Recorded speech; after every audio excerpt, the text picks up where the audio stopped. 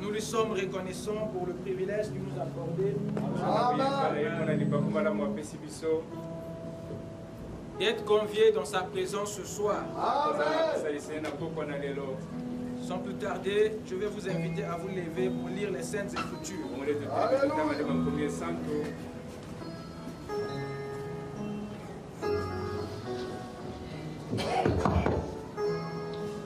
Amen. Nous allons prendre le livre de Genèse, chapitre 2.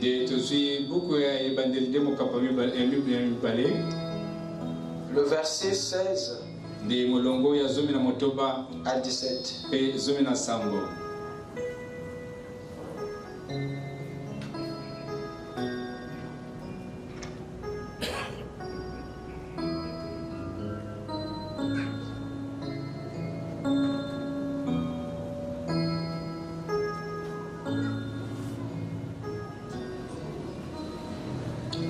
L'Éternel Dieu donna cet ordre à l'homme. Tu pourras manger de tous les arbres du jardin, mais tu ne mangeras pas de l'arbre de la connaissance du bien et du mal. Car le jour où tu en mangeras, tu mourras. Amen. Prions le Seigneur. Dieu Tout-Puissant, Créateur des cieux et de la terre, donateur de tout don excellent et parfait. Ton nom est le Seigneur Jésus-Christ. Et c'est toi qui es mort à la croix pour nous. Nous sommes venus ce soir parce que nous avons entendu ta voix dans nos cœurs. Et puisses-tu nous visiter ce soir dans la descente de ton esprit et par la vérité de ta parole. Ne laisse personne, Seigneur, passer devant ta croix et rester le même. Que quelque chose ait lieu ce soir. Qu'un changement se produise dans nos vies. Nous nous attendons à ta présence dans nos âmes. Bénis ta parole. Parcours cette salle, Seigneur. Et puis tu exaucer à chaque requête enfouie dans le cœur. Discerne nos pensées. Sonde nos reins, Seigneur. Toi seul connais mieux ce dont nous avons réellement besoin. Que les boiteux marchent, que les aveugles voient, que les sourds entendent, que les pécheurs soient sauvés et que les âmes naissent de nouveau. Pour le reste, Seigneur, nous savons que là où toi tu te trouves, il y a le jubilé, il y a la délivrance, il y a la perfection. Alors bénis chaque âme, Seigneur, et accorde-nous un enlèvement dans le nom de Jésus-Christ. Amen. Je vous prie de vous asseoir.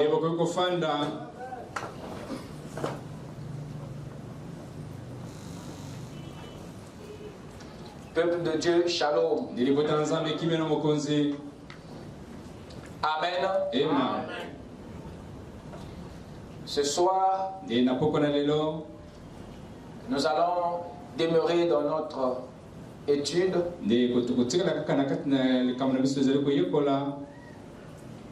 les clés de la mort et du séjour des morts.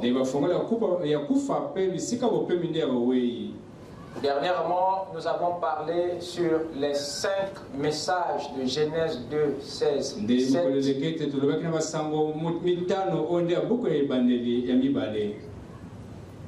Et ce soir, par la grâce du Seigneur, j'aimerais insister sur le 4e message de Genèse 2, 16, 17.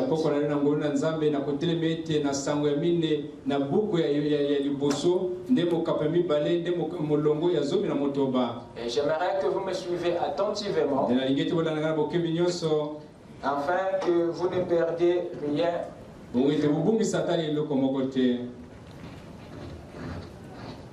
Le 4e message de Genèse 2.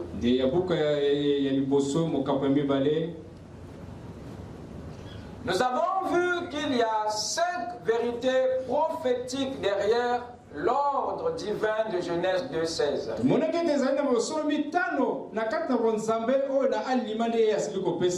Vous êtes là? Amen. Vous êtes prêts? Amen. Mettez votre manteau d'onction afin que vous ne ratez pas ce que je vais dire.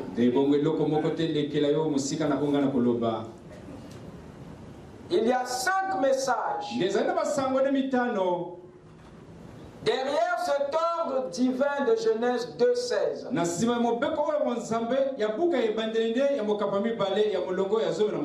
que Dieu vient de dire dans Genèse 2 ici était loin d'être un conseil. C'était loin d'être un souhait. C'était même pas une suggestion. C'était pas une suggestion. Une supposition. Mais Dieu faisait alors. Mais ce que nous entendons ici, c'était un ordre et une mise en garde à la fois que Dieu donnait alors. Et derrière cet ordre divin, il y a 5 vérités spirituelles. Derrière cet ordre divin, il y a 5 vérités prophétiques. Dieu voulait faire connaître 5 vérités par cet ordre de Genèse 2.16. Dieu voulait que l'homme comprenne par cet ordre que lui, Dieu, ne tue personne. Que lui, Dieu, ne tue personne. Ça, c'est la première vérité. Ça, c'est le premier message que Dieu voulait que l'homme saisisse en lui disant que le jour où tu en mangeras, ce jour-là tu mourras. Dieu voulait dire Amen. Amen. Dieu voulait que l'homme comprenne par là que lui ne tue personne. Ça, c'est le message number 1. Et le deuxième message, Dieu voulait que l'homme comprenne que la mort était présente avant même que l'homme ne pêche. Dieu voulait que l'homme sache que la mort n'est pas loin. C'est pas quelque chose qui va venir, mais qui est déjà là. Et par cette mise en garde, Dieu voulait que l'homme soit conscient que la mort est là. Dites Amen. Et le troisième message, Dieu voulait par le même ordre que l'homme comprenne que seule la désobéissance à cet ordre elle pouvait activer la mort dont il venait de lui parler. Et quatrièmement, Dieu voulait que l'homme comprenne que la mort allait le séparer de 3 choses.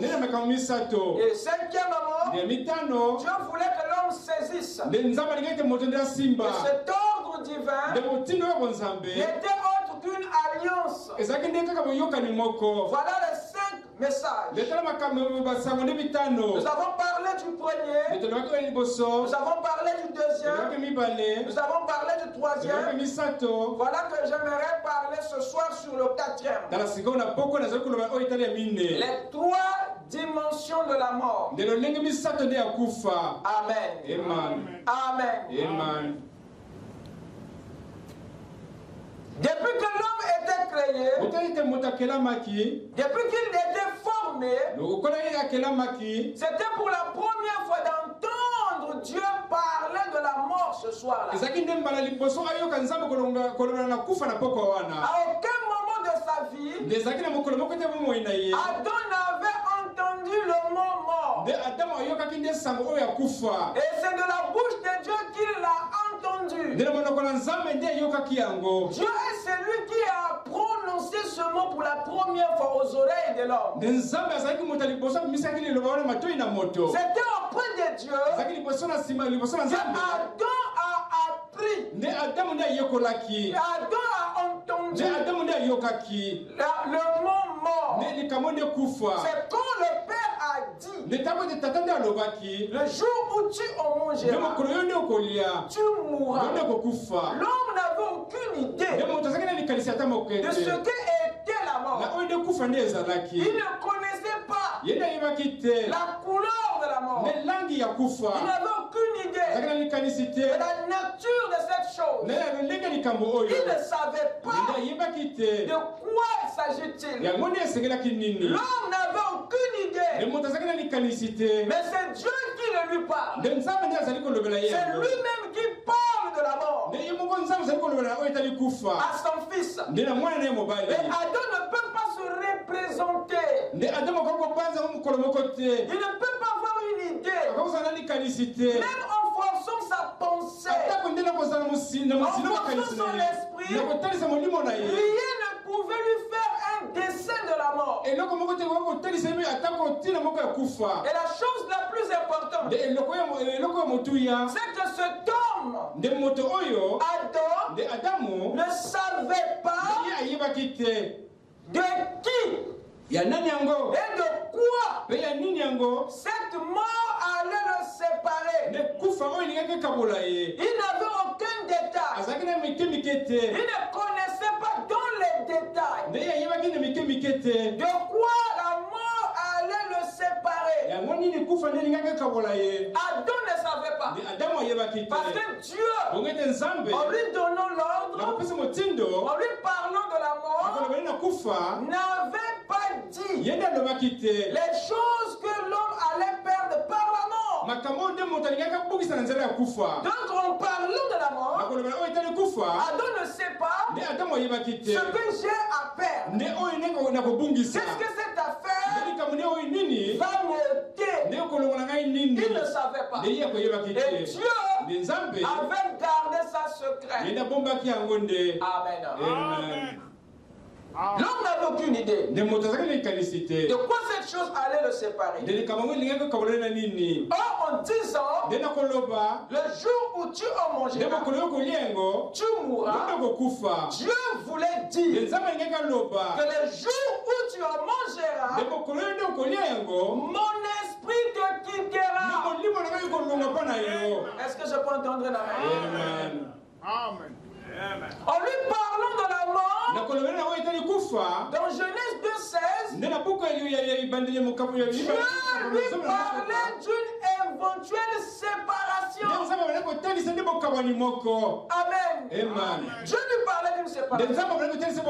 Mais Adam ne pouvait pas comprendre que la mort dont le Père me parle, c'est une séparation. Or, cette séparation était une affaire de 3 dimensions.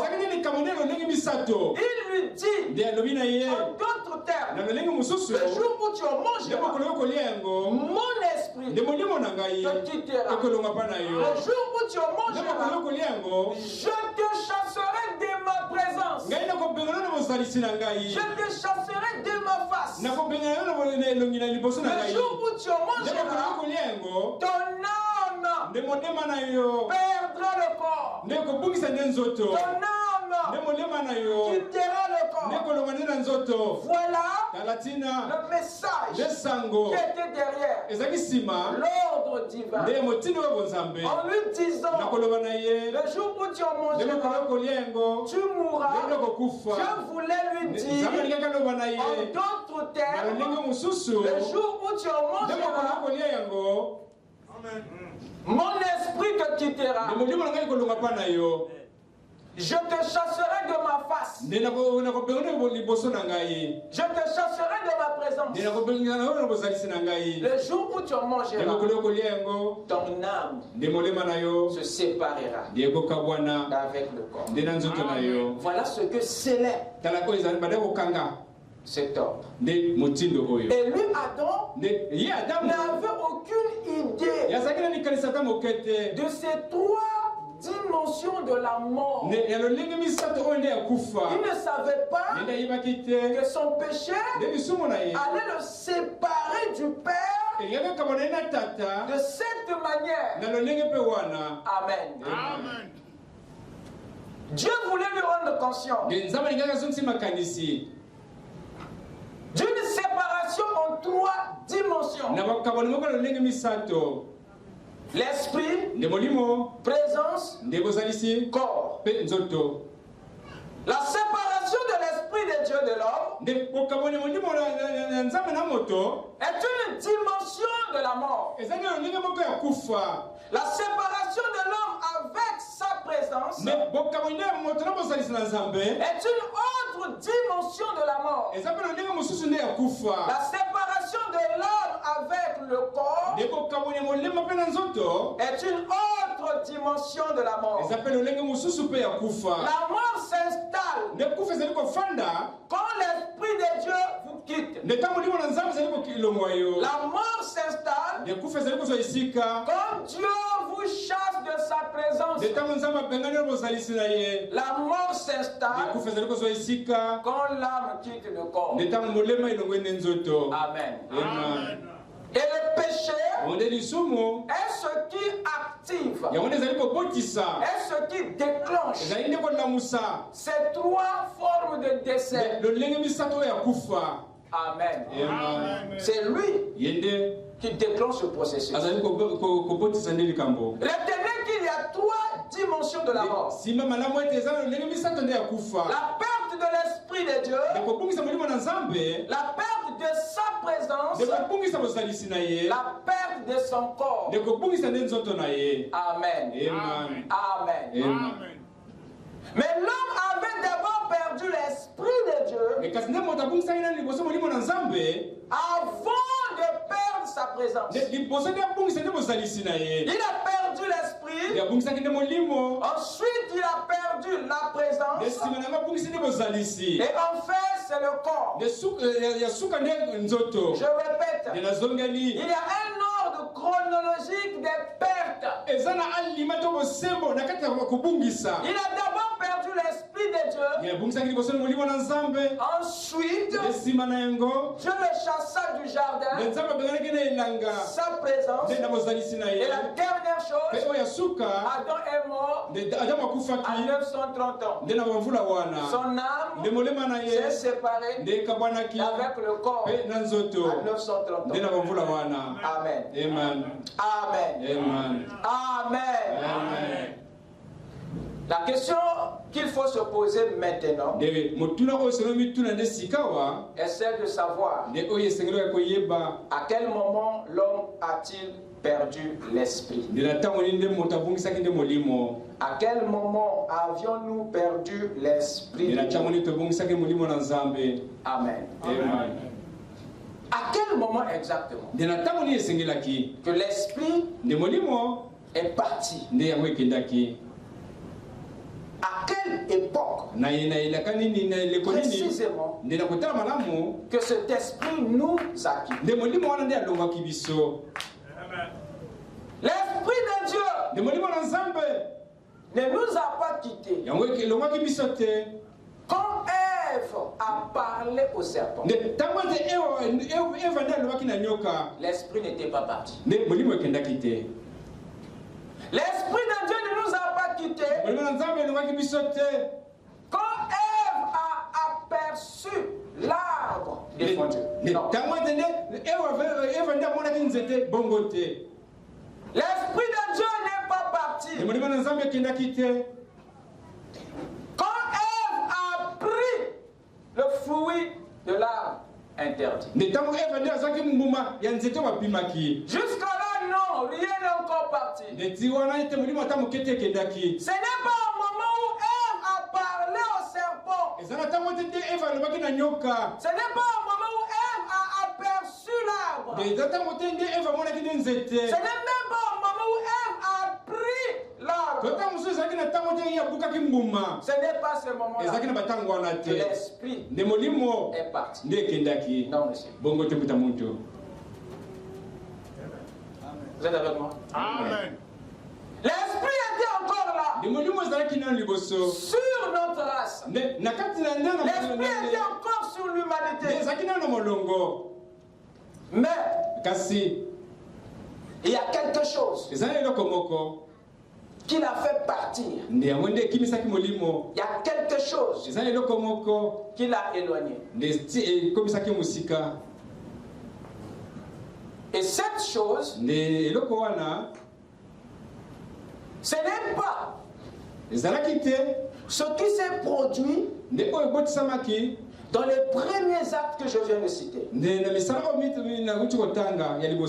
Non, monsieur. L'Esprit de Dieu n'est même pas encore parti. N'était pas encore parti. Quand Ève a mangé le fruit.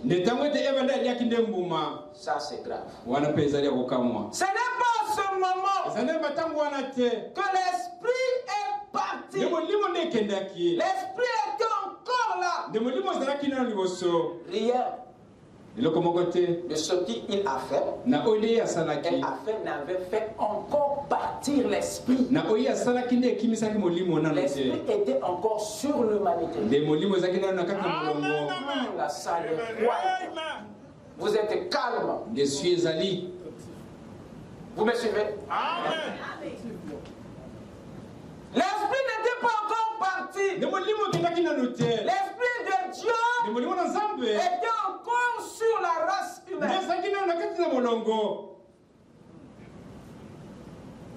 Mais c'est quand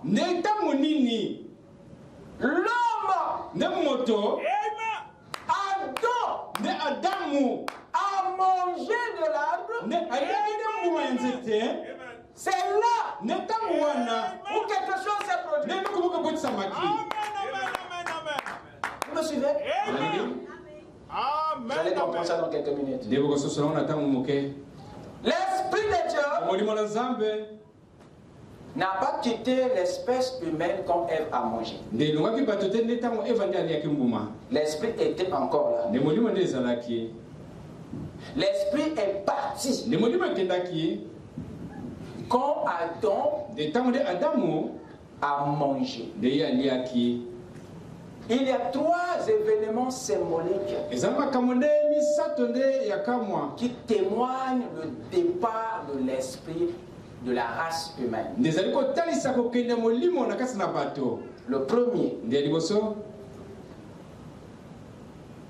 leurs yeux s'ouvrirent. Le deuxième, ils devinrent conscients de leur nudité. Le troisième, c'est quand ils ont fabriqué les ceintures en feuilles de figuier. Ces trois actes,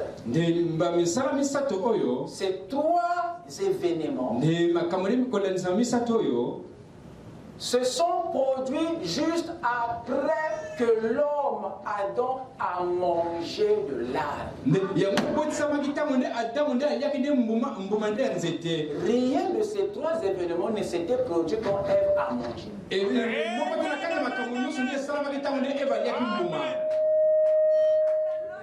Vous suivez ça? Rien ne s'est produit. Quand Ève a vu, a parlé, a pris, a mangé, aucun œil n'a été ouvert. Aucune conscience connaissance de la nudité n'est venue. Aucune ceinture Ève a fabriqué quand elle a mangé le fruit. Rien de ces trois choses ne s'est produit quand Ève a mangé. Lisez bien votre Bible. Je fais que vous faites remarquer. Rien. Et tout ça ne s'est produit. Quand Ève a vu, Ève a pris, Ève a mangé, aucun œil n'a été ouvert. Mais ce n'est que quand l'homme Adam a mangé, c'est là que leurs yeux s'ouvrirent. C'est là qu'ils sont maintenant devenus conscients de leur nudité. C'est là qu'ils se mirent à fabriquer des ceintures en fer de vie. Pourquoi? Parce que ces actes, ces attitudes, ces comportements révèlent le départ, la perte de quelque chose. Parce que cette chose, aussi longtemps qu'il était là, personne n'était conscient de la nudité. Aucun œil n'était ouvert. Personne n'avait besoin des ceintures de fer de figure. Amen. Prenez avec moi Genèse. Rapidement. Genèse 2. Verset 25. Que chacun lise la parole. L'homme et la femme étaient tous deux nus et ils n'en avaient point honte. Vous écoutez ça? Amen. C'était la dispensation de l'innocence. La première dispensation. Frère Madame dit c'est la dispensation de l'innocence. Ils étaient nus, mais ils n'en étaient pas conscients.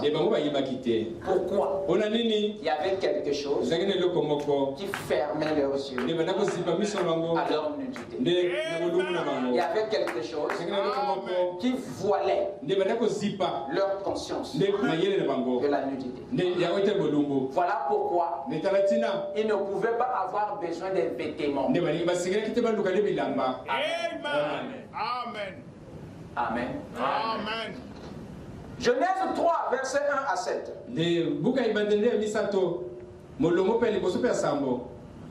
Le serpent était le plus rusé de tous les animaux des champs que l'Éternel Dieu avait fait. Il dit à la femme, Dieu a-t-il réellement dit, vous ne mangerez pas de tous les arbres du jardin? La femme répondit au serpent, nous mangeons du fruit des arbres du jardin, mais quand au fruit de l'arbre qui est au milieu du jardin, Dieu a dit, vous n'en mangerez pas, vous n'en mangerez point, et vous n'y toucherez point, de peur que vous mouriez. Alors, le serpent dit à la femme, vous ne mourrez point, mais Dieu sait que le jour où vous en mangerez, vos yeux s'ouvriront et que vous serez comme des dieux, connaissant le bien et le mal. La femme vit que l'arbre était bon à manger. Rien ne s'est produit. La femme vit que l'arbre était agréable à la vue. Rien ne s'est produit. Ouvrir l'intelligence. Rien ne s'est produit. Et elle prit de son fruit. Rien ne s'est produit. Et elle en mangea. Rien ne s'est produit. Et elle en donna aussi à son mari qui était auprès près d'elle et il en mangea. Lisez-moi la suite. Qu'est-ce qui s'est passé? Qu'est-ce qui s'est produit? Disons le verset qui suit. Les yeux de l'un et de l'autre s'ouvrirent. Ça n'attendait que le contact entre l'arbre et Adam. Écoutez ça. Les yeux pour s'ouvrir, il fallait que l'homme et l'arbre aient un contact. C'est le contact de l'homme avec l'arbre qui a déclenché, qui a ouvert les yeux, qui a ramené la conscience de la nudité et qui les a poussés à fabriquer des ceintures en feuilles de figuier. Aussi longtemps que c'était Ève qui a vu, qui a appris, qui a mangé, rien ne s'est produit. Mais quand l'homme est entré en contact avec la même chose, les yeux s'ouvrirent, dit amen, il eut conscience de la nudité et ils se mirent maintenant à la quête de la couverture pour montrer que ces actes qui se sont suivis juste après que l'homme ait mangé ce que la femme avait déjà mangé. Ces trois actes montrent la perte, le départ de l'Esprit de Dieu. Parce que quand l'Esprit était là, les yeux étaient fermés. Mais quand l'Esprit part, les yeux ne peuvent pas demeurer fermés. Les yeux se sont ouverts parce que la chose qui fermait est partie. L'ouverture des yeux, la conscience de la nudité et la quête de la couverture est la preuve symbolique du départ spirituel d'un esprit sur l'humanité. Amen. C'est quand l'homme a mangé que nous avions perdu l'esprit. Pas quand la femme a fait. Alors il y a quelle connexion entre l'homme et tout ça? Tu as quelle affaire, mon frère? Il y a quel mystère? Pourquoi l'Esprit attendait que toi, frère, que tu entres en contact avec l'arbre pour partir? L'Esprit a traîné. Quand Ève a vu, quand Ève a parlé, quand Ève a pris, quand Ève a mangé, l'Esprit a traîné les pas. Mais quand toi, frère, tu as pris la relève, automatiquement, l'Esprit a refusé d'attendre. He is gone. Amen. Amen. Conséquence, les yeux s'ouvrent, la conscience de la nudité revient, et on cherche maintenant la couverture. Amen. Amen. Amen. C'est très important. C'est très important. Il y a quelque chose de capital derrière ces mouvements. Et nous devons le saisir. Pourquoi l'Esprit devait-il partir uniquement au contact de l'arbre avec l'homme? Avant de continuer, lisons un peu le prophète quelque part. Vous êtes avec moi? Amen.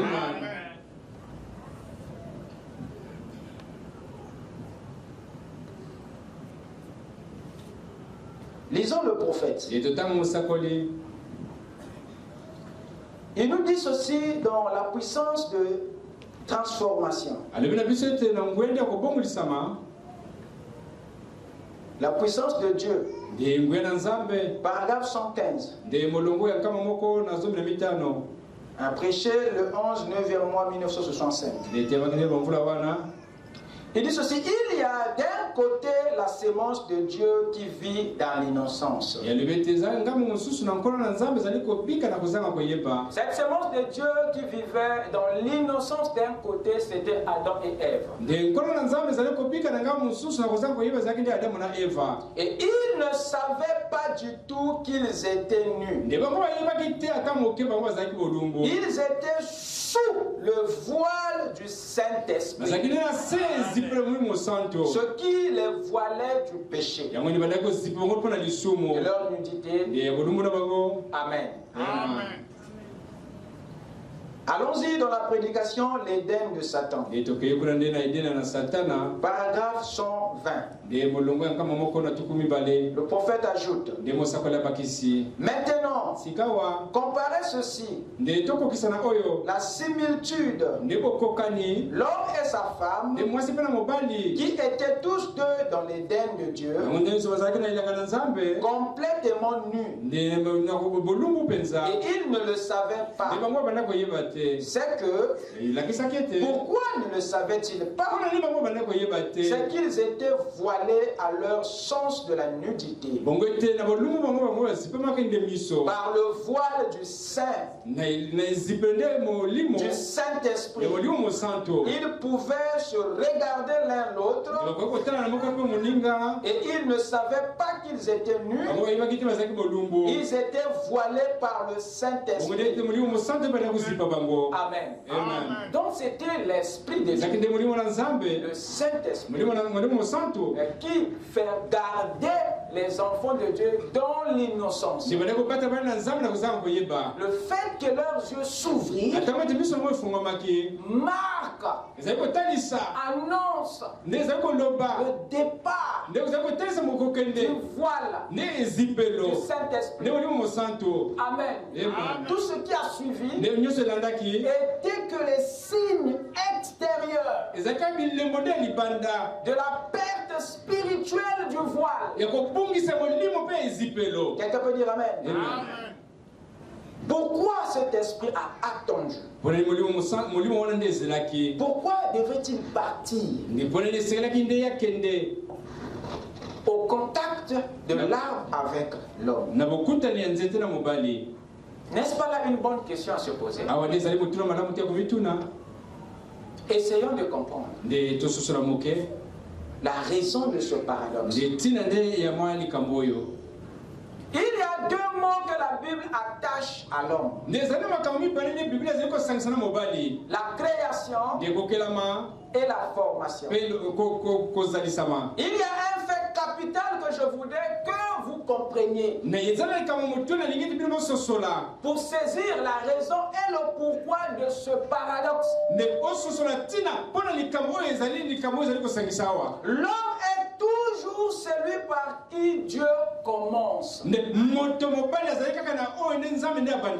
C'est un principe que vous devez saisir. Je répète, l'homme est toujours celui par qui Dieu commence. Que ce soit à la création ou à la formation, l'homme est celui par qui Dieu commence toujours. Est-ce que je peux entendre un amen?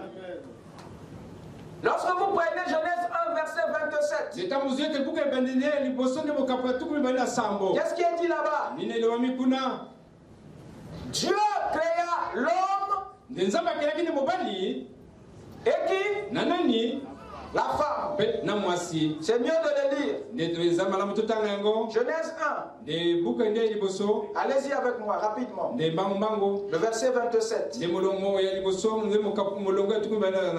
Il dit ceci. Dieu créa l'homme à son image. Il le créa à l'image de Dieu. Écoutez-moi bien. L'homme que Dieu crée ici à son image, c'est l'espèce. Vous écoutez ça? C'est une espèce. Celui qu'il appelle l'homme là, ce n'est pas d'abord le mâle. ou la femelle. Mais l'homme, c'est le nom d'une espèce.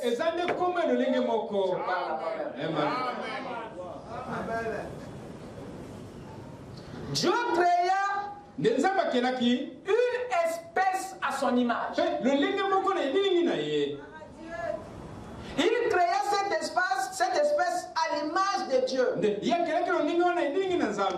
Et cette espèce que Dieu appelle l'homme, Dieu l'a créé en deux modèles. Vous écoutez ça? L'homme et la femme. Ce sont les deux modèles d'une seule et même espèce. Allons-y dans Genèse 5. Genèse 5. Rapidement. Prenez le verset 2. Il créa l'homme et la femme. Il les bénit. Et il les appela du nom d'homme. Lorsqu'ils furent créés, je relis. Il créa qui? L'homme et qui? Et la femme. N'est-ce pas? Amen. Les deux modèles. Il continue, il les bénit. Et Dieu donne un nom aux deux. Dieu appela l'homme et la femme par quoi? L'homme, c'est le nom que Dieu donne à l'espèce Dieu. Et cette espèce Dieu existe en deux modèles. Il y a le modèle F et le modèle H. La femme et l'homme. Donc la femme, Dieu l'appelle homme. Et l'homme aussi, Dieu l'appelle homme. Parce que ce sont les modèles d'une seule et même espèce. Est-ce que c'est clair? Amen. Ça, c'est l'université du royaume des cieux. C'est pas la religion. Amen. Amen. Donc Dieu, il crée l'homme et la femme. Et remarquez cette écriture de Genèse 5.2. Remarquez aussi l'écriture de Genèse 2.27. L'homme mâle est toujours celui par qui Dieu commence. Il ne dit pas il créa la femme et l'homme.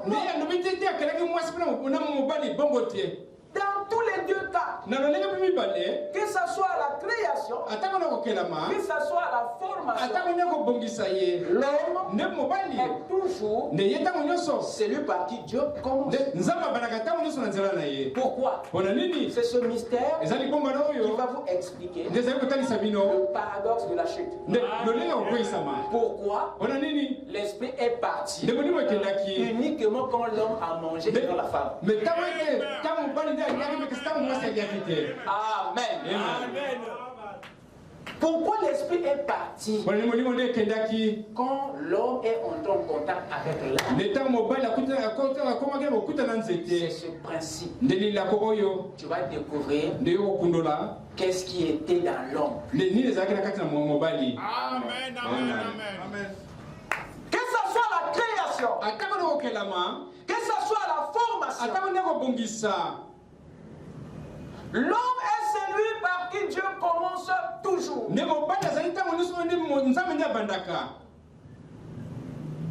créa l'homme et la femme. La femme est venue après Dans la création, il y a ce principe. Allons maintenant dans la formation. Pour voir que peut-être que Dieu a changé. Ouvrez avec moi Genèse 2. Verset 7. Appréciez-vous la parole? Amen. Genèse 2, verset 7. L'Éternel Dieu forma l'homme de la poussière de la terre. Nous ne sommes plus dans la création. Dans la création, Dieu nous a montré que il commence par l'homme. On l'a dit, ok, on a compris. Quoi d'autre? Il dit allez à la formation. On arrive à la formation ici. On pense qu'il allait commencer à former la femme. Mais c'est l'homme qui commence à former. Qu'est-ce qu'il est dit? L'Éternel Dieu forma la femme. Non. Forma l'homme de la poussière de la terre. Il souffla dans ses narines un souffle de vie. Et l'homme devient quoi? Un être vivant. Amen. Amen. Prenez le verset 16. C'est ce que nous venons de lire. Le verset 16. L'Éternel Dieu donna cet ordre à l'homme. Tu pourras manger de tous les arbres, mais tu ne mangeras pas de l'arbre de la connaissance du bien et du mal. Car le jour où tu en mangeras, tu mourras. Après la formation, Dieu amène la loi. Dieu amène les principes. Dieu donne la parole. À qui? À la femme. La femme n'est même pas là. Elle n'est même pas encore formée. Vous écoutez ça? Elle n'est pas là. Elle n'a rien à voir avec la remise des lois, avec la remise des principes. Dieu ne voulait même pas qu'elle soit là. Vous allez comprendre pourquoi. Dites amen. Après que l'homme ait reçu les lois, les principes, les ordres, qu'est-ce qui vient? Descendez au verset 21 jusqu'au verset 22. Qu'est-ce qui se passe? Alors l'Éternel Dieu fit tomber un profond sommeil sur l'homme. L'homme dort avec ses lois. Quand tu rentres dans le profond sommeil, c'est avec les principes, c'est avec les lois. Amen. L'Éternel Dieu fit tomber un profond sommeil sur l'homme. Ils sont dormis. Il prit une de ses cordes et referma à sa place. L'Éternel Dieu forma une femme de la côte qu'il avait prise de l'homme. Et il l'amena vers l'homme. La femme fut formée après la formation de l'homme. Conclusion. L'homme est celui par qui Dieu commence toujours. Que ça soit dans la création, que ça soit dans la formation. La question qu'il faut se poser, c'est pourquoi. Amen. C'est pourquoi. La clé est là. Amen. Pourquoi? Pourquoi cette position? Prenez avec moi dans Timothée.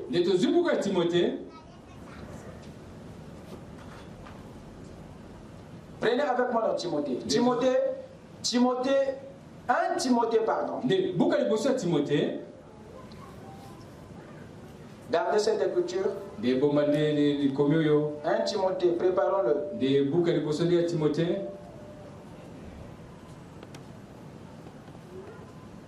1 Timothée 2, à partir du verset 13. Nous allons le prendre. Donc le comportement de Dieu ici trahit quelque chose. Nous Révèle quelque chose. Et c'est le grand principe qui explique tout ce que se passe. Dieu commence par l'homme, termine par la femme. Cela montre le droit d'aînesse de l'homme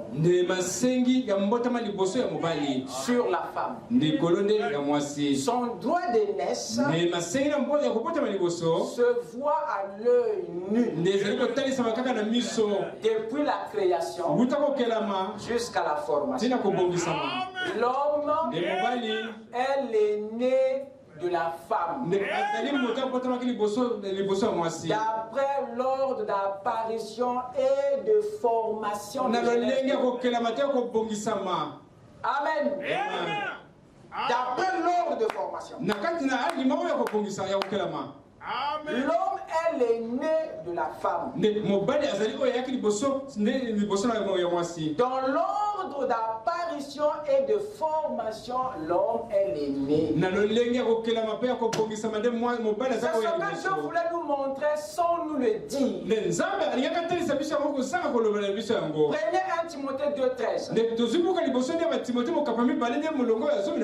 L'écriture que nous avons réservée. Il dit quoi? Car Adam a été formé le premier. Ève ensuite. J'ai inventé ça. Mais cette déclaration de Paul confirme que Dieu a commencé par l'homme. Confirme que l'homme est l'aîné de la femme. Parce qu'il fut formé en premier. Ensuite. Amen. Amen. Frère Branham dit ceci. Donc, le lever du soleil, c'est le lever du soleil. Je vais vous lire une déclaration ici. Il dit ceci. C'est le lever du soleil, paragraphe 122. Quand Dieu a fait son premier époux, il a fait l'époux en premier. Vous écoutez ça? Il a fait qui en premier? L'époux en premier. Cela donne à l'homme un droit d'aînesse. Or, le droit d'aînesse n'est pas un luxe pour celui qui le reçoit.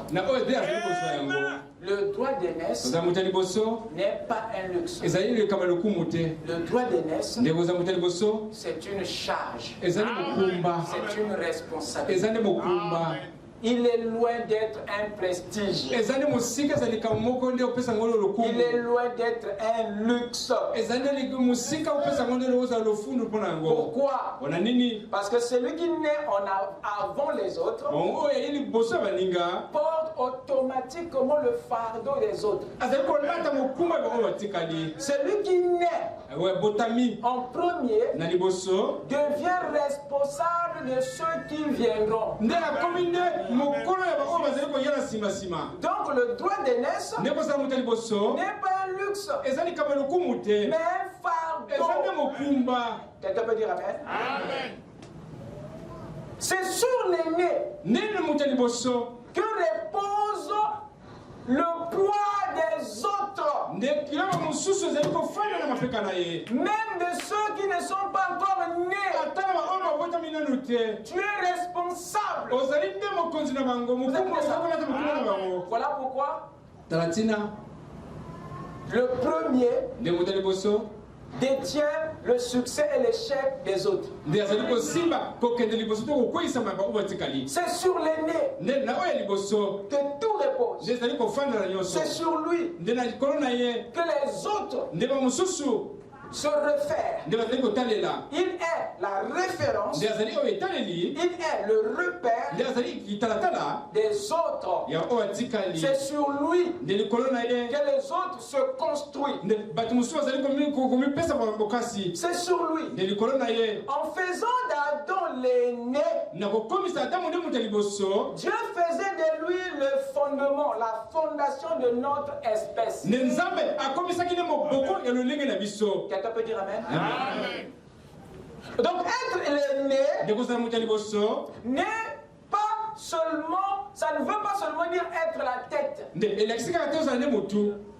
Mais être l'aîné veut aussi dire être le fondement, la fondation. Être l'aîné ne veut pas simplement dire être la tête, mais elle veut aussi dire être le soutien, être la fondation, le fondement qui soutient toute la maison. L'humanité a commencé avec Adam. Il était la tête, celui qui a vu le jour en premier, la gerbe, l'église de l'humanité. C'était Adam. Mais en étant la tête, il était aussi le fondement. Il était la fondation, la colonne qui tenait notre espèce tout entière. Et le patriarche ne le connaissait pas. Que toute la maison reposait sur lui. Même nous qui n'étions pas encore nés, qui étions dans ses rêves, on était soutenus par lui. C'est sur ses épaules que reposait notre destinée. Si nous avons failli à venir de la manière que Dieu avait prévu, c'est parce que la fondation a été attaquée. Lorsque vous touchez la fondation, oh, la maison tout entière doit être démolie. Mais quand vous touchez le mur, aussi longtemps que la fondation est encore bonne, vous n'allez pas tout refaire. Mais quand la fondation est touchée, il n'y a plus rien à faire. Et le diable savait qui était la fondation qui soutenait l'autre. C'était pas Ève. Quand il fait écrouler la maison, la cible c'est qui? C'est l'homme. Donc la femme n'a jamais été la cible de Satan sur la terre. La cible de Satan c'est l'homme. Parce que c'est lui qui est la fondation qui tient l'humanité. Et la femme n'est qu'un instrument que le diable a utilisé pour atteindre la cible.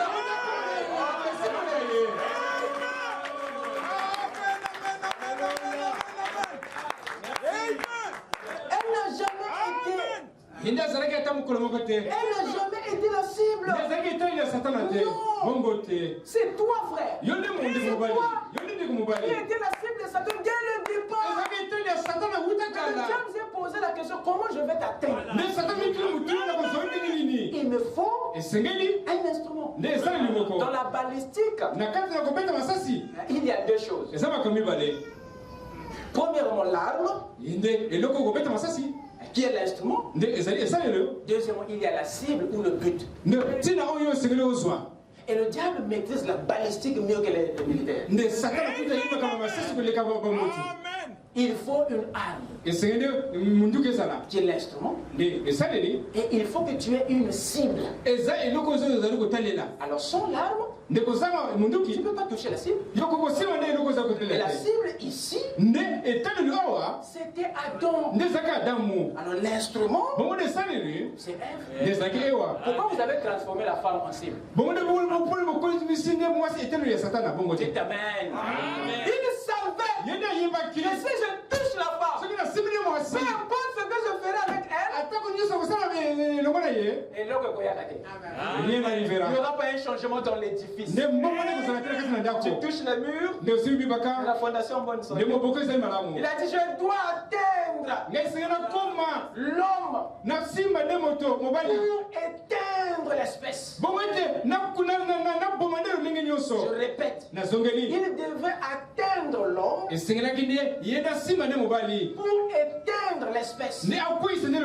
La cible de Satan sur la terre, c'était atteindre l'homme. Mais en passant par la femme, tout ce qui se passe, les publicités de femmes, la pornographie, les histoires, mon frère, c'est le diable qui court après toi, l'homme. C'est quoi qui est la cible? Tout ce qui est publié, tu dois le savoir. Parce que pour toi, Dieu avait mis la vision pour conduire. Dans l'homme, Dieu avait placé la colonne qui soutient. Alors quand vous attaquez la colonne, la maison s'écroule. Avec tout ce qui va avec. Et c'est ce qu'est l'homme. Frapper le berger. Le troupeau. Dites amen. Vous n'avez pas besoin de disperser le troupeau parce que les troupeaux ne vont jamais se disperser. Aussi longtemps que le berger, la fondation est là. Et si vous la teniez, la dispersion devient qu'une conséquence. Et le diable connaît ça. Ce sont les lois de la balistique. Le berger est la cible. Pas les brebis. L'homme est la cible. Pas la femme. Mais le diable a besoin d'utiliser la femme pour atteindre. Est-ce que c'est clair? Est-ce que c'est clair? Voilà ce qu'on était censé connaître. En faisant de l'homme l'aîné, Dieu faisait de lui un guide par la vision. Il faisait de lui un responsable. Il faisait de lui la fondation par responsabilité, si vous voulez. Quand vous êtes l'aîné, ça veut dire que c'est auprès de vous que ceux qui viennent après doivent venir chercher les informations,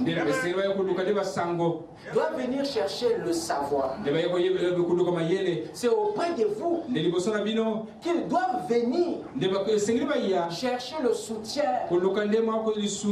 Parce que tu es l'aîné, pour les autres, tu es censé tout connaître. Tu es censé tout avoir. Tu es le modèle, tu es le chemin. Pour eux, tu es le symbole de leur réussite. Pour Dieu, tu es aussi le symbole de leur échec. C'est très dangereux, mon frère, être l'aîné de la famille. C'est un fardeau. Raison pour laquelle tu es obligé de réussir. Si tu veux être le modèle, si tu veux garder ta place, sois bon dans tout ce que le reste veut connaître. Tu deviens la source. Ce que les autres ignorent, toi tu dois le connaître. Sinon ta position d'aîné n'a plus sa place. Tu as vu le soleil avant eux. Tu dois être le premier à leur décrire la couleur. Alors à cause de la position d'Adam par rapport à Ève, Dieu était obligé de donner à Adam la parole, les informations, le savoir, les principes, la loi, parce qu'il était le premier en ligne. Si Dieu ne le fait pas, il brise lui-même son principe. Voilà pourquoi tous ceux qui sont nés de nouveau, ce sont des aînés dans le royaume. Voilà pourquoi Dieu vous donne la parole. afin que le reste, les païens, puissent suivre. C'est pas pour rien que Dieu t'a appelé dans le c'est pas pour rien que Dieu t'a appelé. Il doit te donner la parole, les principes, ce qui manque aux autres. Toi, tu dois le détenir parce que tu es un nouveau-né, le premier-né. Tu es un homme né de nouveau. Et le droit d'aînesse, sur le plan spirituel, s'applique à la nouvelle naissance. C'est celui qui est né de nouveau qui prend la position de l'aîné dans une famille charnelle. Même si tu es le dernier en ce qui concerne l'ordre biologique, mais la nouvelle naissance te place au devant. Alors Dieu, dans cette position, il est obligé de te donner la loi, de te donner la parole, le recueil des informations, le code de la route, le code de marche, afin que tu enseignes ceux qui ne sont pas encore nés, que tu enseignes ceux qui viendront après toi. La remise des lois, la remise des principes à celui qui est né avant les autres est un signe de responsabilité. Si les autres demeurent ignorants au sujet de la parole, tu es responsable. Donc en lui donnant la loi, c'était un piège. Dieu venait de faire d'Adam le responsable de notre ignorance et de notre connaissance.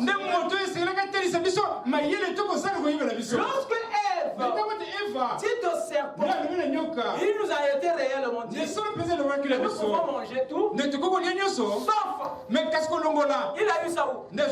C'est de qui il a trouvé ça? Elle n'était pas là quand Dieu donnait la parole à Adam. Elle n'était même pas encore formée. Mais comment as-tu le su? Dieu avait donné des principes. C'est parce que Adam l'avait enseigné. Le fait qu'il avait reçu les lois, ça avait fait d'Adam l'enseignant par excellence. La parole de Dieu. Ève, qui était censée venir après, devait apprendre ce que Dieu a dit par Adam. Dites amen. Est-ce que toi, tu enseignes les autres? Pourquoi tu es premier-né? Le signe même de ta nouvelle naissance,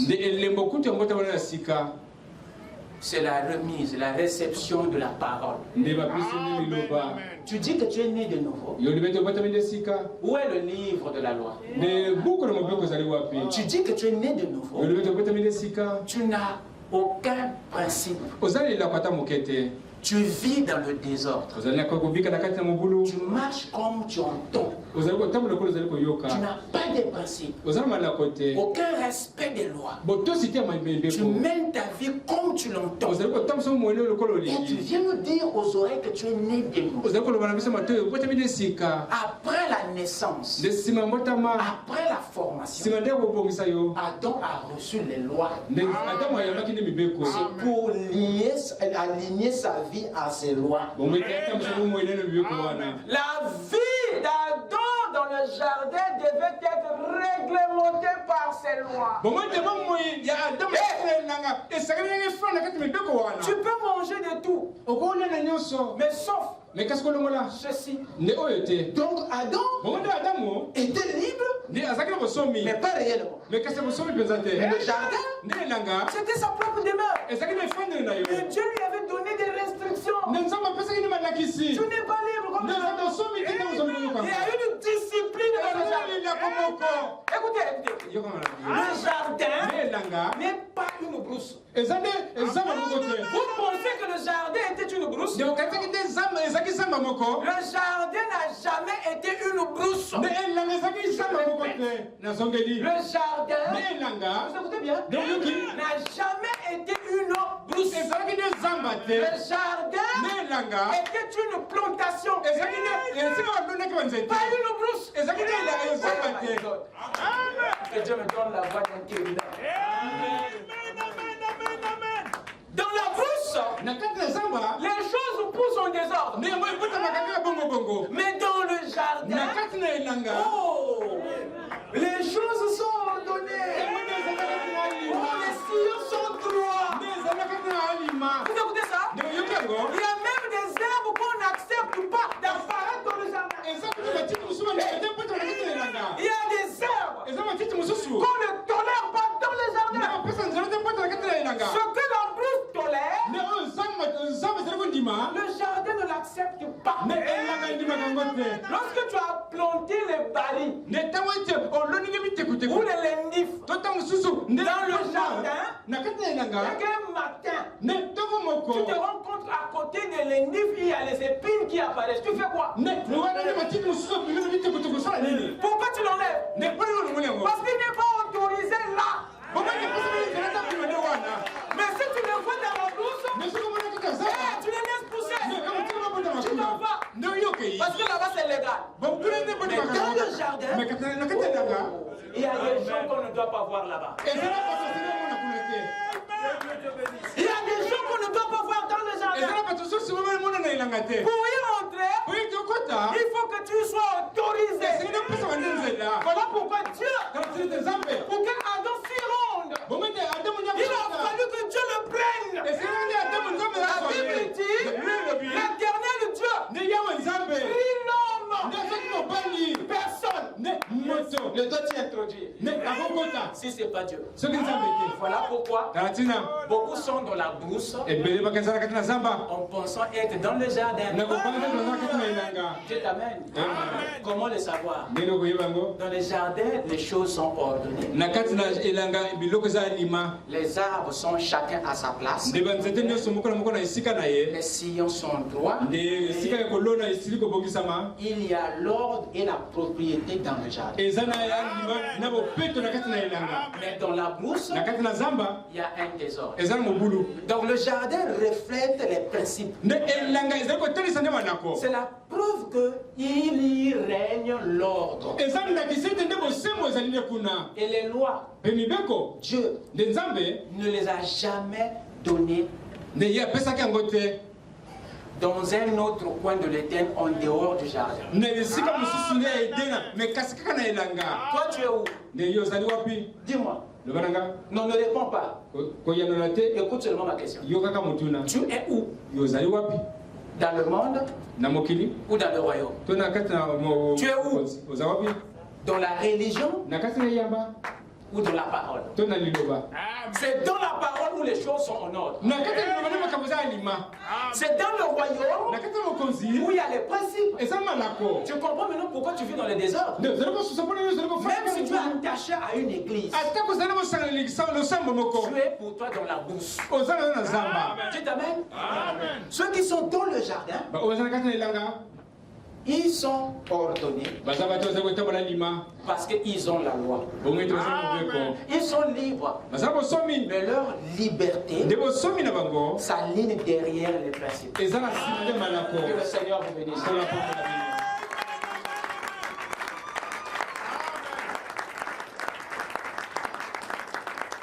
Tu es où? Où es-tu? Dans la brousse ou dans la plantation? Nous le saurons par ta vie. Ta marche, ton mode de vie, ton esprit reflète là où tu te trouves.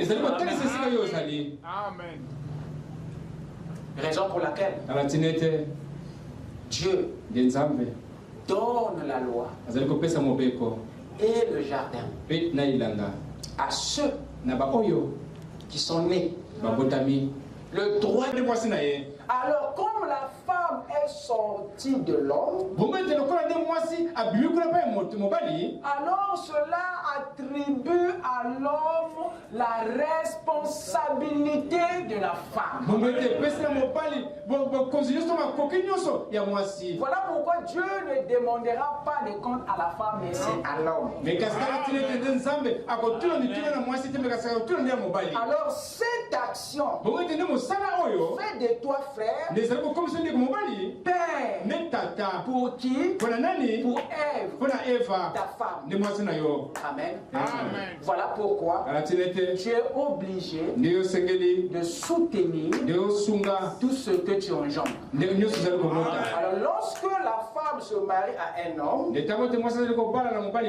fait c'est le retour à sa source. Vous écoutez ça? Elle repart vers son abat.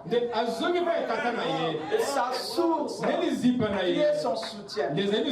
Voilà pourquoi le meilleur endroit où une femme est censée s'épanouir, c'est pas chez ses parents, mais c'est auprès de son mari. Je parle à moi. Alors frère, si tu n'as pas la paternité, tu perds. Voilà pourquoi la femme que tu as épousée t'appelle papa. Vrai ou faux? C'est psychologique. C'est l'expression de l'âme par rapport à son abba. Amen. Et vous, le frère, vous appelez vos femmes bébé. Parce que elle est engendrée, sortie de vous. Vous écoutez ça? Alléluia. Amen. La femme, c'est le premier bébé que Adam a eu. Que le Seigneur vous bénisse.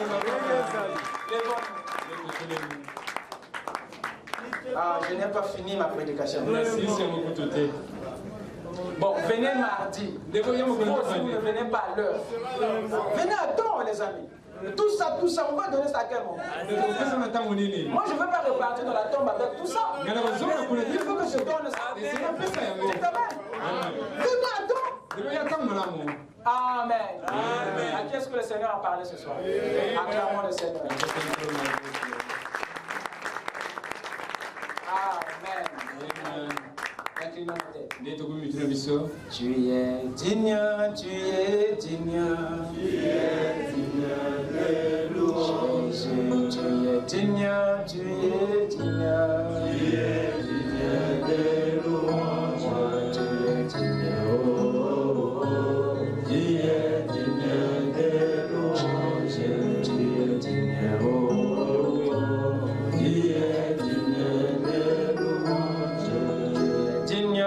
es digne,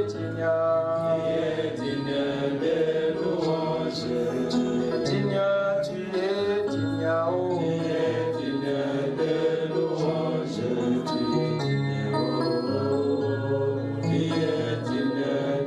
louanges, tu es digne.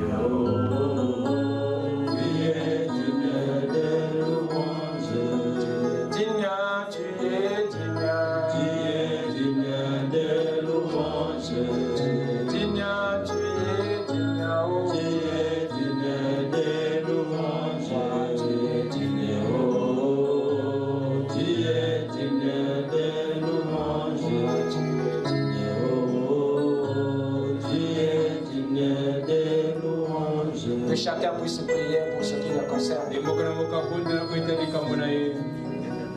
Que chacun puisse demander à Dieu de le faire sortir de la brousse,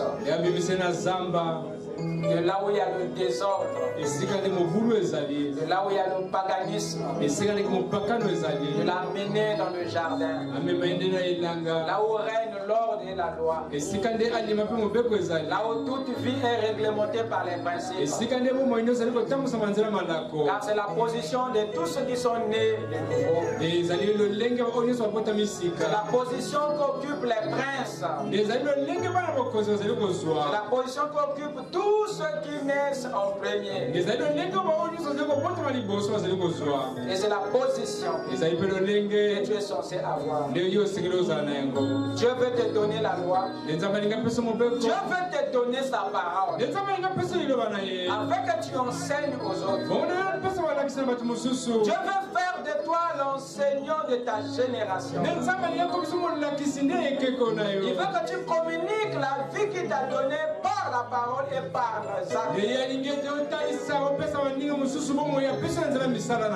Mais aussi longtemps que tu restes dans le monde, tu ne prendras pas ta position.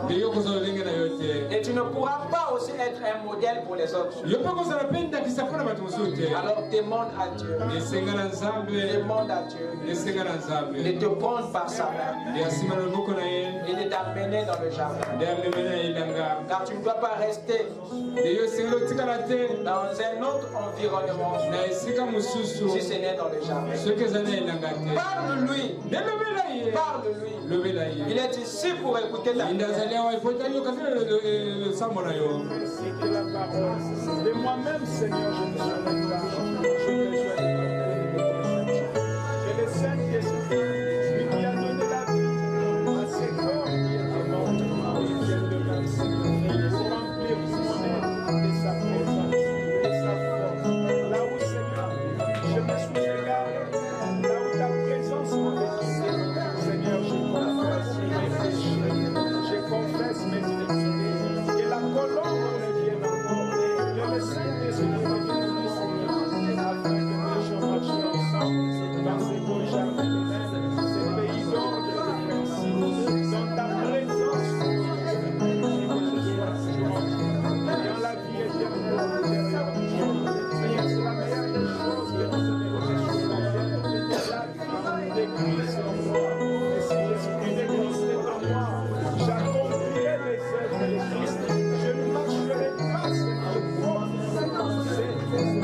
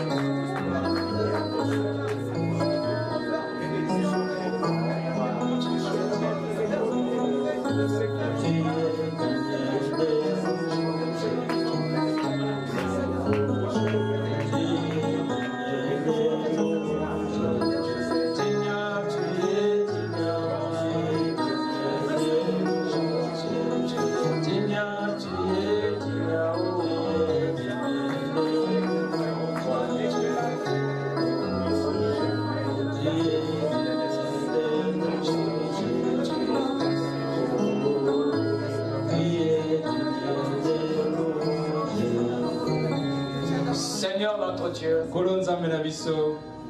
nos cœurs sont dans la joie ce soir. Du fait que tu nous as parlé du haut des cieux. Nous avons compris, oh Dieu, que ton amour pour nous est si grand que nous le sommes pour toi, Seigneur. Tu as travaillé durement dans le secret pour nous amener dans ta présence. Tu as travaillé, Seigneur, pour nous garder plus près de toi. Raison pour laquelle tu n'as pas voulu, Seigneur, que l'homme reste dans un coin du jardin, dans un coin de l'Éden, différent du jardin. Tu as fait de ton mieux par un acte de force. Tu l'as pris, Seigneur, contrairement à son vouloir. Tu l'as amené, Père, là où toi tu voulais qu'il soit, là où toi tu voulais le voir. Et cela s'est fait, Seigneur. Oh Dieu, je demande, Seigneur, s'il y a un Adam qui est dans un coin du monde, Seigneur, puisses-tu intervenir. Fais descendre ta main puissante, comme tu l'avais fait descendre en Égypte pour faire sortir ce peuple qui était perdu dans le monde, pour le faire sortir de la servitude. Bien que l'Égypte était un pays développé de l'époque, bien que l'Égypte avait tout ce qu'ils avaient besoin, bien que l'Égypte avait le grain et le mou, mais tu ne voulais pas que ce peuple demeure là-bas. Tu as envoyé un prophète avec la colonne de feu sur sa tête, avec un message puissant qui les a fait sortir de l'Égypte pour les amener à Canaan, là où ils devaient s'épanouir, là où ils devaient prendre position. C'est par ta main, Seigneur, que ce peuple est sorti. Je demande, Père, qu'il en soit de même pour chaque frère et chaque soeur. Fais-nous sortir du monde, Seigneur. Prends-les par ta main, Seigneur, et emmène-les dans cet exode, et introduis-les dans le jardin, là où chacun va prendre sa position. C'est quand Israël est arrivé à Canaan qu'il est devenu la source de bénédiction de plusieurs nations. C'est là où Dieu s'est épanoui, il a exercé une influence. Et je crois, Père, que tu le feras pour chaque enfant de Dieu. Nous sommes à toi, Seigneur. Toi seul nous connais dans quel état chacun évolue. Il y a beaucoup qui évoluent dans la brousse, Seigneur. Mais nous te demandons, puis-tu nous faire sortir et placer chacun dans sa plantation de Dieu. Et là où chacun, Père, vivra dans la parole, appliquera les principes, de façon qu'il devienne le modèle dans sa génération. Nous te prions, oh Dieu, de faire autant, Seigneur, pour ton peuple. Accompagne-nous, Père, et que le réveil du Saint-Esprit soit permanent dans nos salles. Visite les maisons, visite les foyers, change les natures, donne le Saint-Esprit, transforme les vies, et que chaque enfant de Dieu reçoive le livre de la loi pour expérimenter sa vie, afin qu'il y ait une différence entre ceux qui vivent dans les jardins et ceux qui vivent dans la brousse du monde. Seigneur, élève ton peuple de façon qu'ils soient des premiers-nés et donne-leur, Seigneur, cette responsabilité d'amener la vie aux autres. Accorde le Père. Bénis le travail de ton prophète. Bénis le travail de ton serviteur Lys. Et bénis notre foi dans ces deux ministères. Car nous voulons, Père, que le surnaturel s'empare de notre vie et que nous devenons des modèles. Qu'il en soit ainsi, Seigneur. Que le feu de l'évangile, que la nouvelle naissance, que les miracles accompagnent chaque famille, accompagnent chaque croyant, transforme les défauts en qualité, transforme la mort en vie, Seigneur. Et que tous ceux qui sont dans les séjours des morts soient arrachés dans la 7e dimension. Père bien-aimé, tu puisses jubiler avec nous. Alors nous t'offrons cette prière pour notre joie et pour ta gloire. Dans le nom de Jésus-Christ, nous t'avons ainsi prié. Amen. Que Dieu vous bénisse. Allez dans la paix du Seigneur. Shalom. Amen. Yes.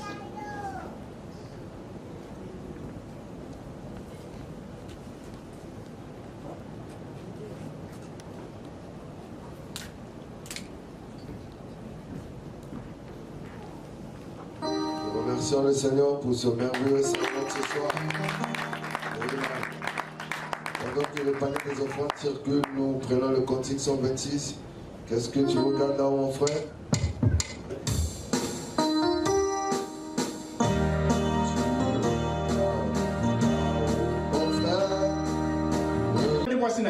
Alors, comme la femme est sortie de l'homme,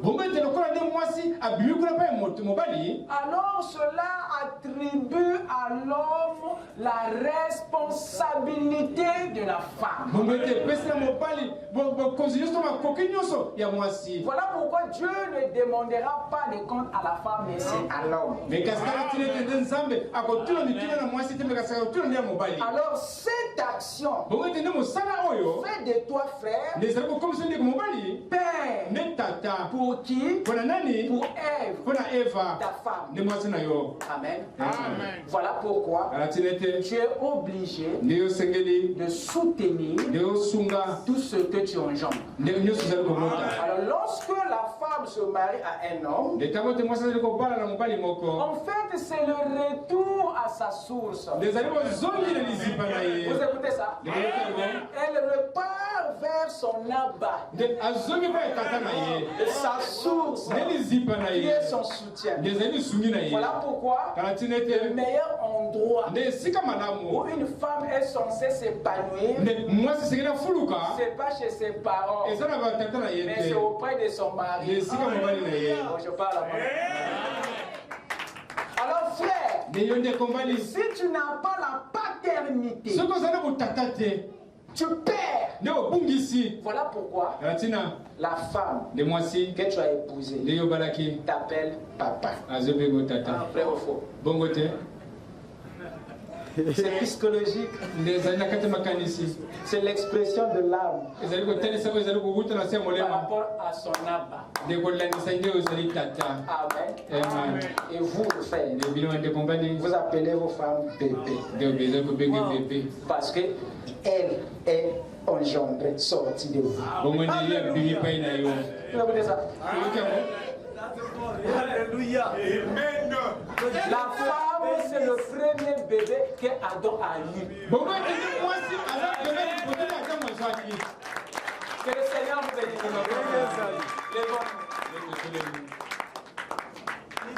Je n'ai pas fini ma prédication. Bon, venez mardi. Vous aussi, vous ne venez pas à l'heure. Venez à temps, les amis. Tout ça, on va donner ça à quel moment? Moi, je ne veux pas repartir dans la tombe avec tout ça. Il faut que je donne ça. C'est Amen. Amen. À qui est-ce que le Seigneur a parlé ce soir? Acclamons le Seigneur. Amen. Inclinons nos têtes. Tu es digne, tu es digne. Tu es digne de louange.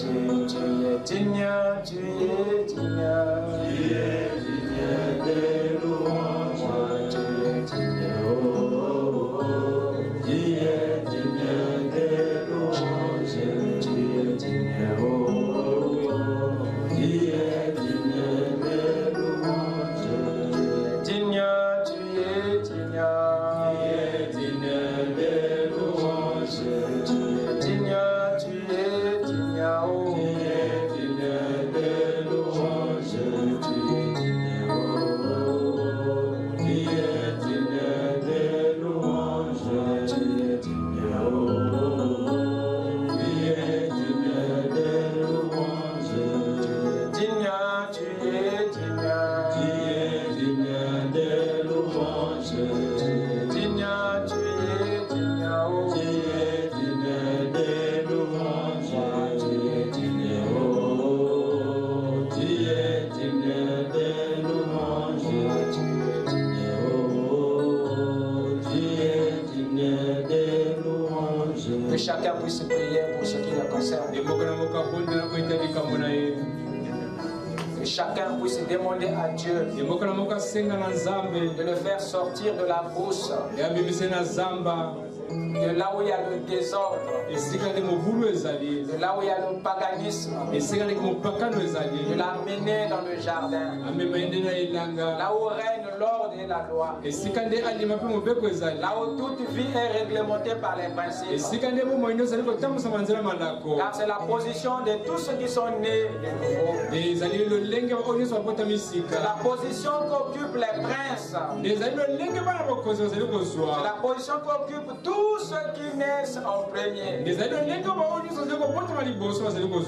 c'est la position que tu es censé avoir. Dieu veut te donner la loi. Dieu veut te donner sa parole. Afin que tu enseignes aux autres. Dieu veut faire de toi l'enseignant de ta génération. Il veut que tu communiques la vie qu'il t'a donnée par la parole et par les actes. Mais aussi longtemps que tu restes dans le monde, tu ne prendras pas ta position.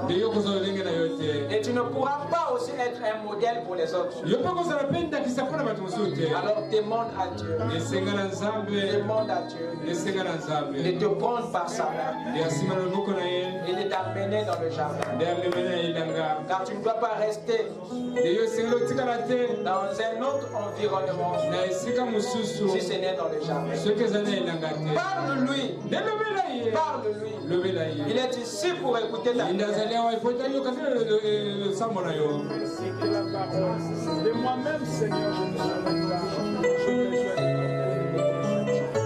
le Saint-Esprit, lui qui a donné la vie à ses corps qui est mort, et il vient de m'enseigner, remplir mon être de sa présence, de sa force. Là où, Seigneur, je me suis égaré, là où ta présence m'a détruit, Seigneur, je confesse mes péchés, je confesse mes iniquités, que la colombe revienne encore, que le Saint-Esprit revienne ici, afin que nous puissions marcher ensemble dans ce beau jardin, ce pays d'or de réflexion, dans ta présence, que je sois toujours dans la vie éternelle derrière nous. Seigneur, c'est la meilleure des choses que nous avons reçues. La vie de Christ en moi. Et si l'Esprit de Christ est en moi, j'accomplirai les œuvres de Christ. Je ne marcherai pas, Seigneur, contre ces œuvres.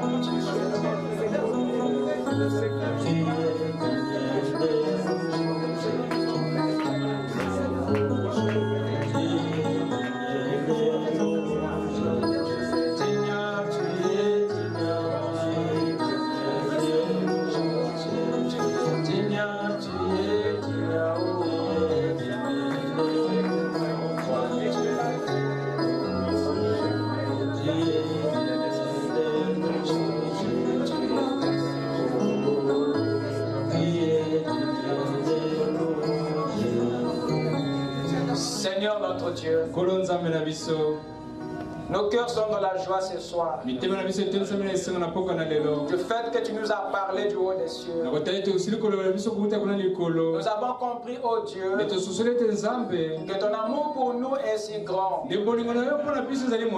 nous le sommes pour toi, Seigneur. Tu as travaillé durement dans le secret pour nous amener dans ta présence. Tu as travaillé, Seigneur, pour nous garder plus près de toi.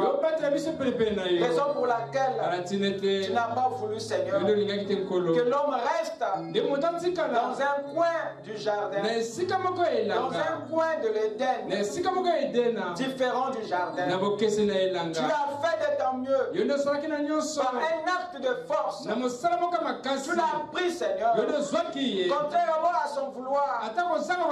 Tu l'as amené, Père, là où toi tu voulais qu'il soit, là où toi tu voulais le voir. Et cela s'est fait, Seigneur. Oh Dieu, je demande, Seigneur, s'il y a un Adam qui est dans un coin du monde, Seigneur, puisses-tu intervenir et descendre ta main puissante, comme tu l'avais fait descendre en Égypte, pour pour faire sortir ce peuple qui était perdu dans le monde, pour le faire sortir de la servitude. Bien que l'Égypte était un pays développé de l'époque, bien que l'Égypte avait tout ce qu'ils avaient besoin, bien que l'Égypte avait le grain et le mou, mais tu ne voulais pas que ce peuple demeure là-bas. Tu as envoyé un prophète avec la colonne de feu sur sa tête, avec un message puissant qui les a fait sortir de l'Égypte pour les amener à Canaan, là où ils devaient s'épanouir, là où ils devaient prendre position. C'est par ta main, Seigneur, que ce peuple est sorti. Je demande, Père, qu'il en soit de même pour chaque frère et chaque soeur. Fais-nous sortir du monde, Seigneur. Prends-les par ta main, Seigneur, et emmène-les dans cet exode, et introduis-les dans le jardin, là où chacun va prendre sa position. C'est quand Israël est arrivé à Canaan qu'il est devenu la source de bénédiction de plusieurs nations. C'est là où Dieu s'est épanoui, il a exercé une influence. Et je crois, Père, que tu le feras pour chaque enfant de Dieu. Nous sommes à toi, Seigneur. Toi seul connais dans quel état chacun évolue. Il y a beaucoup qui évoluent dans la brousse, Seigneur. Mais nous te demandons, puis-tu nous faire sortir et placer chacun dans sa plantation de Dieu. Et là où chacun, Père, vivra dans la parole, appliquera les principes, de façon qu'il devienne le modèle dans sa génération. Nous te prions, oh Dieu, de faire autant, Seigneur, pour ton peuple. Accompagne-nous, Père, et que le réveil du Saint-Esprit soit permanent dans nos âmes.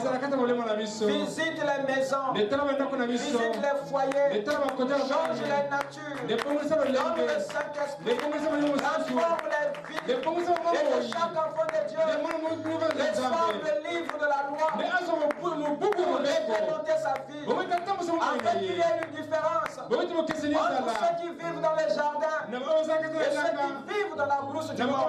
Seigneur, élève ton peuple de façon qu'ils soient des premiers-nés et donne-leur, Seigneur, cette responsabilité d'amener la vie aux autres. Accorde le Père. Bénis le travail de ton prophète. Bénis le travail de ton serviteur Lys. Et bénis notre foi dans ces deux ministères. Car nous voulons, Père, que les surnaturels sont part de notre vie et que nous devenons des modèles. Il en soit ainsi, Seigneur, que le feu de l'évangile, que la nouvelle naissance, que les miracles accompagnent chaque famille, accompagnent chaque croyant, transforme les défauts en qualité, transforme la mort en vie, Seigneur, et que tous ceux qui sont dans les séjours des morts soient arrachés dans la 7e dimension. Père bien-aimé, tu puisses jubiler avec nous. Alors nous t'offrons cette prière pour notre joie et pour ta gloire. Dans le nom de Jésus-Christ, nous t'avons ainsi prié. Amen. Que Dieu vous bénisse. Allez dans la paix du Seigneur. Shalom.